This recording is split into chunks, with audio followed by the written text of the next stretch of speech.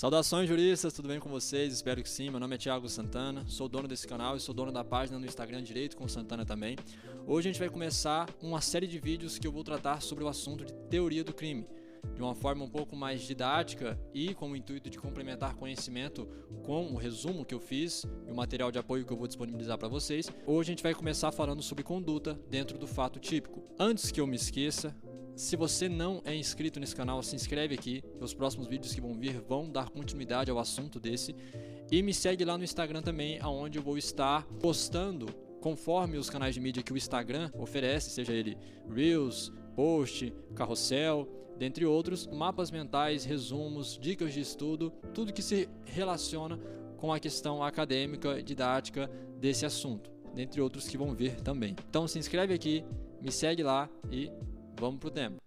Bom, pessoal, antes de explicar ou entrar no assunto em questão da conduta, do fato típico, é bom entender que é necessário que a teoria do crime ela exista porque não há nenhuma outra fonte legal ou jurisprudencial que seja que defina o que é crime. Então, nem no Código Penal, nem na Constituição, nem no Código de Processo Penal, em nenhum ordenamento jurídico tem a definição. Não há uma explicação direta e concreta sobre a definição do crime, a não ser a doutrinária. E dentro da doutrina do ordenamento jurídico brasileiro, nós temos a teoria tripartida, né? Essa teoria tripartida tem esse nome justamente por ter como seus componentes três elementos principais.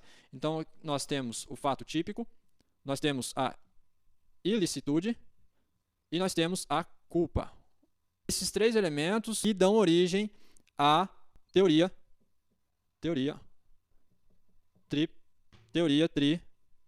tripartida.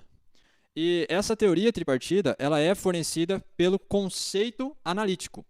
Então, ela tem esses três elementos justamente porque ela busca todos os detalhes, né, todos os nuances possíveis para que seja analisado tudo quanto tange a configuração de um crime. Ela é formada pelo fato típico, ilícito e culpável, mas ela advém do conceito analítico. Então, isso é um detalhe que é bom ressaltar, porque aí entendemos o porquê da teoria tripartida ser adotada no Brasil, né? Aqui ele busca um detalhamento a mais do que outras teorias e do que outros conceitos trariam. Então aqui nós temos a teoria tripartida, que é a teoria do crime adotada. Ela é formada por fato típico, ilícito e culpável, e ela advém de um conceito analítico. É analítico porque ele busca entender todos os elementos que contribuem para a formação, para a concretização, para a classificação do que é um crime.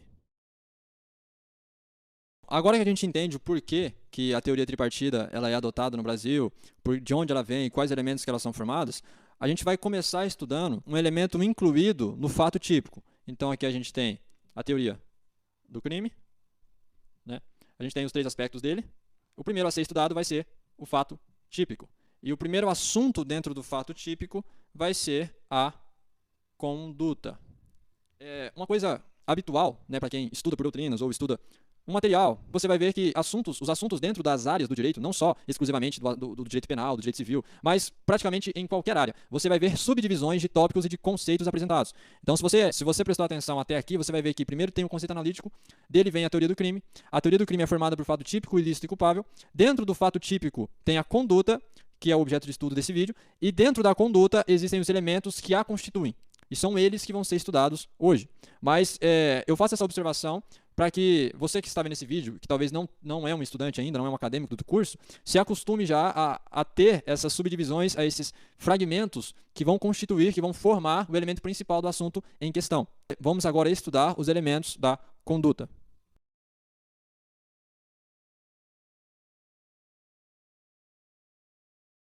Então a gente vai ver agora que conduta ela é toda ação ou omissão. Então aqui a gente tem ação ou omissão voluntária e consciente. Isso aqui é a título de observação. Tá? Talvez em outras doutrinas vocês não vão encontrar esses dois quesitos necessariamente. Dolosa ou culposa, dirigida a determinada finalidade.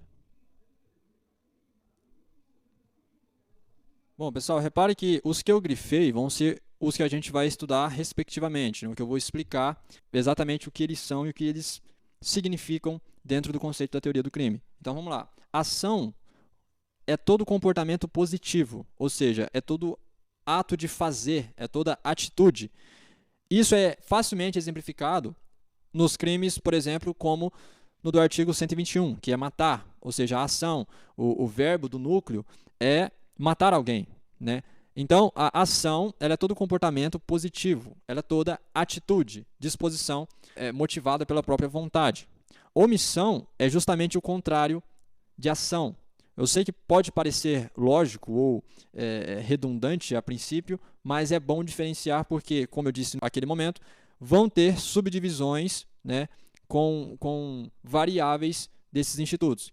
Então, ação, comportamento positivo, atitude. Omissão, comportamento negativo. É o deixar de fazer algo, não fazer o que devia ser feito.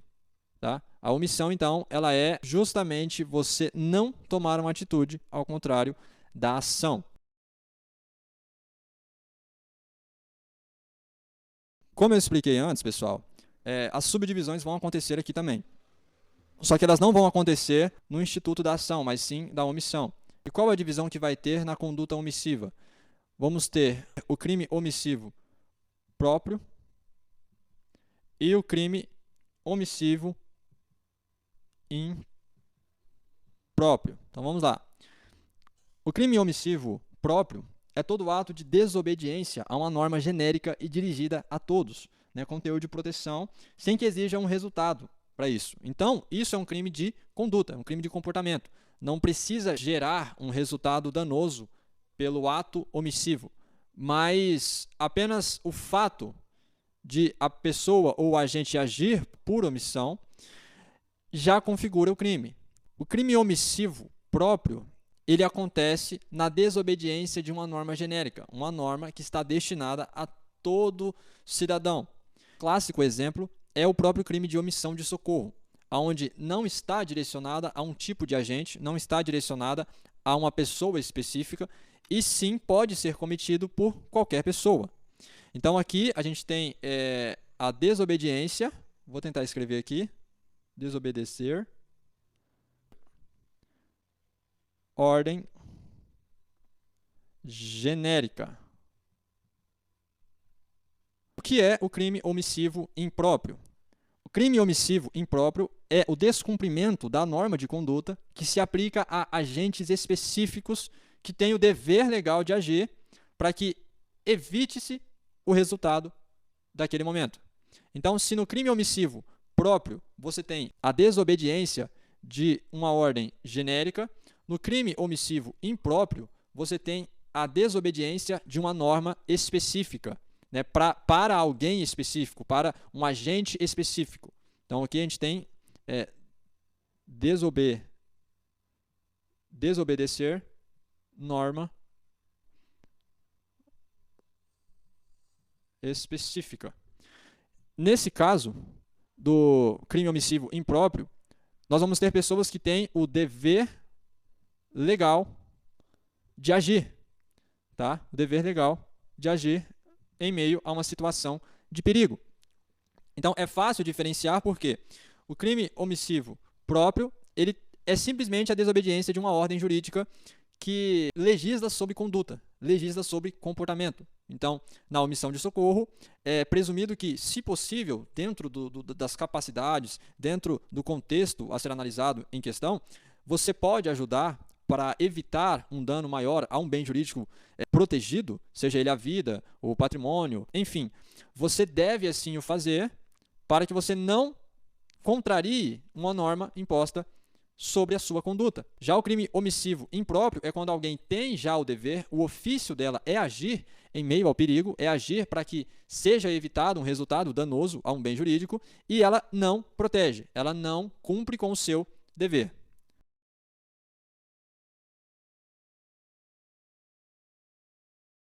Bom, pessoal, então já que vimos sobre a ação e sobre a omissão, eu vou falar agora sobre aqueles dois elementos que eu falei que serviria para título de observação. O primeiro, se eu não me engano, era a voluntariedade. A voluntariedade, ela deve existir porque todo crime ele tem uma ação voluntária. Ela é possibilitada, de acordo com suas capacidades, de ser feita. Caso não haja voluntariedade, como no caso de coação irresistível, onde o agente ele é obrigado a fazer aquilo pelo risco que está sofrendo naquele momento, não há crime. Tá? Então, a voluntariedade, que é a escolha, o agir consciente, a possibilidade de fazer pela própria vontade, ela deve existir em qualquer uma das condutas. E a consciência deve existir sobre o agente que cometeu ou vai cometer um fato, né, um fato criminoso. Então, não há crime também se a pessoa não tinha as plenas capacidades mentais de entender o teor ilícito da ação em que estava cometendo. Dois requisitos, esses dois elementos, vocês provavelmente não vão encontrar em qualquer doutrina, né? Não é um requisito definitivo no conceito de conduta dentro do fato típico, dentro da teoria do crime. Então, mas são tópicos que eu achei interessante destacar dentro desse contexto, para que não haja dúvidas sobre a vontade expressa em atitudes, né, com a voluntariedade, e a consciência. Né? Então, agora já vimos o que é ação, o que é omissão, falamos sobre a voluntariedade e sobre a consciência, e agora a gente vai falar sobre o dolo. Tá? Vamos falar agora sobre o dolo. Duas teorias que vão fundamentar o conceito aplicado do dolo no ordenamento jurídico. Temos a teoria do consentimento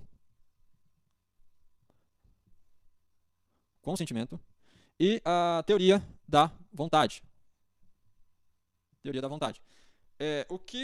O que é cada uma delas, né? O que significa cada uma delas? A teoria do consentimento é quando o agente ele prevê o resultado e assume o risco. Então, ele prevê e assume o risco. E a teoria da vontade é quando o agente prevê e quer o resultado. Tá? Então, a diferença da teoria do consentimento é que ele assume, e na teoria da vontade é que ele quer o resultado. Tá? As duas hipóteses, né, as duas teorias penalizam o crime. Não é só porque ele assume o risco, mas por algum outro acontecimento alheio à vontade dos envolvidos não acontece, não é só porque não aconteceu que ele não é penalizado pela conduta. Na teoria da vontade também, o agente ele prevê e quer o resultado, ele manifesta a vontade na consumação, no sucesso do crime em questão. Essas duas teorias, elas são transcritas, digamos assim, no que seria o dolo eventual, e a teoria da vontade é transcrita no que é o dolo direto. Tá? Então, toda vez que você vê esses conceitos de dolo eventual e dolo direto, saiba que o dolo eventual, quando o agente ele prevê e assume o risco, ele sabe do perigo do que está acontecendo ali, mas ele não se importa com o resultado, então ele assume o risco de causá-lo. E a teoria da vontade, ele prevê e quer o resultado, ele manifesta a sua vontade, ele expressa o seu desejo em ter sucesso naquele delito.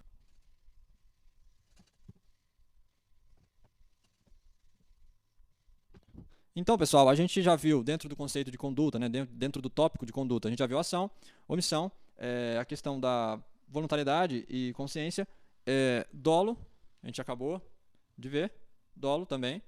E agora nós vamos ver o que seria a culpa dentro da conduta, tá? Bom, pessoal, a culpa ela é uma exceção, sempre considerada, sempre levada como exceção a uma conduta criminosa. Então, quando acontece um crime, é presumido sempre, em primeiro lugar, o dolo. Tá? E a culpa ela é uma exceção. A culpa, no caso, ela é a comprovação de uma conduta voluntária. Então, vamos lá. Conduta voluntária. Então, o agente tomou uma atitude consciente e expressando a sua real vontade. Tá? Vontade no sentido estrito. Tá? Ele fez alguma coisa. Mas o resultado é involuntário. Tá?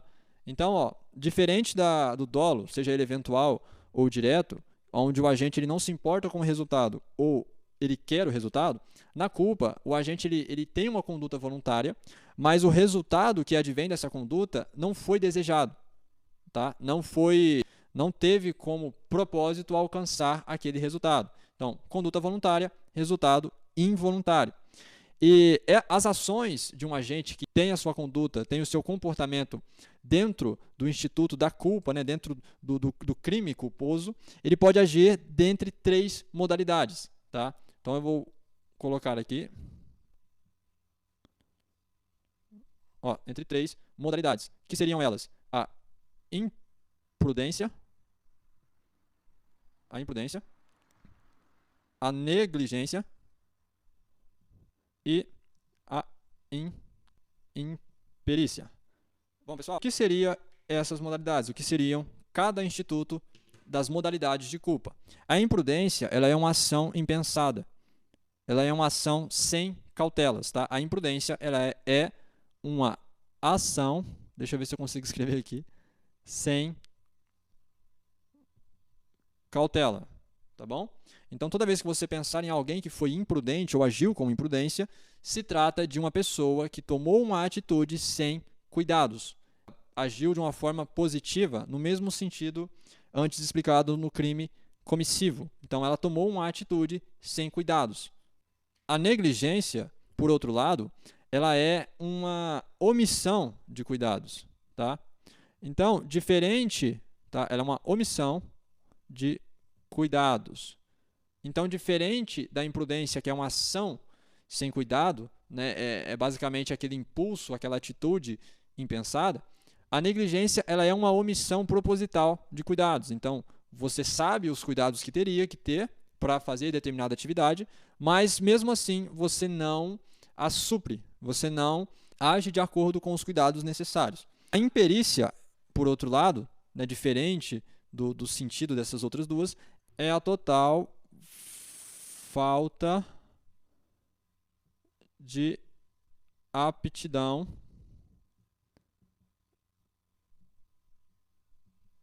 técnica. Então, a imperícia ela é a falta de capacidade em fazer aquela determinada atividade.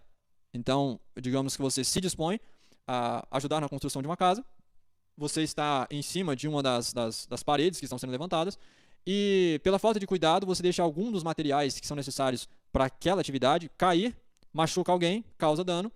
A sua conduta ela é classificada como criminosa, você não teve a intenção de causar aquele resultado, né? Teve uma conduta voluntária de ter deixado aquele material em cima do muro, por exemplo, mas teve a imperícia, né? A falta de aptidão técnica, a falta de conhecimento necessária para tomar os devidos cuidados. Ou, nesse caso, talvez, melhor exemplificando, né, a omissão de cuidados. Né? Consciente do perigo que aquilo poderia ter em relação ao contexto em que se estava, uma dessas modalidades vão se enquadrar na sua conduta, classificando, então, o seu comportamento como culposo dentro de um crime, dentro da classificação de um crime. E só para ressaltar, a culpa ela não é uma excludente de punibilidade ou de ilicitude. Tá? Às vezes eu vejo pessoas associando esse instituto com um sentimento de não classificação de um crime, né? E na verdade não. Ela, para efeitos práticos, ela assume uma pena menor ao crime que lhe é imputado e em que o agente é condenado, tá? Então, ela, no máximo, ela tem um efeito apenas diminutivo, né? Ela só ameniza o que seria a pena de um crime doloso.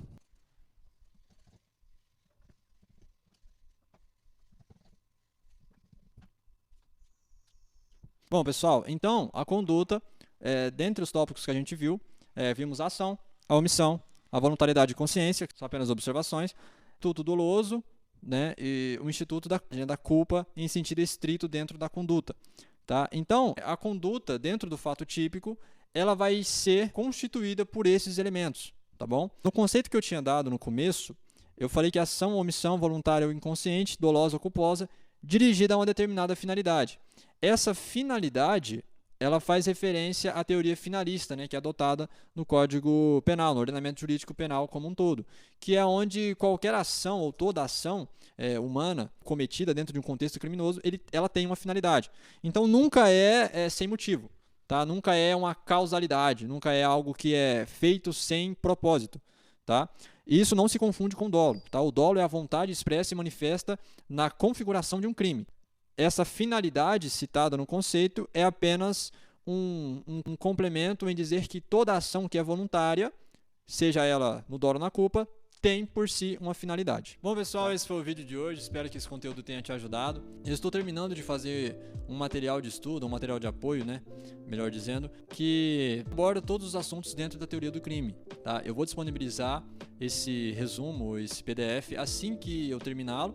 Vou deixar o link aqui na descrição, vou avisar em vídeo no Instagram também, tá? E aí, com base nele, você vai poder acompanhar de uma forma um pouco mais prática os vídeos onde eu vou abordar esses temas, tá? Se você gostou desse conteúdo, deixa aqui nos comentários, me avisa o que talvez te ajudou ou o que poderia te ajudar, tanto na didática da apresentação do conteúdo desse vídeo, como em alguma sugestão de melhora para esse conteúdo, tá? Me segue lá no Instagram, vou estar postando alguns mapas mentais com o tema dentro dos tópicos apresentados nesse vídeo, e se inscreve aqui que vou tentar manter uma frequência semanal dos vídeos. Indique esse vídeo para algum amigo seu, seja ele acadêmico ou não do curso de Direito. Conhecimento é bom, não importa sua qualificação acadêmica ou não, tá? Então, Deus abençoe você e até o próximo vídeo.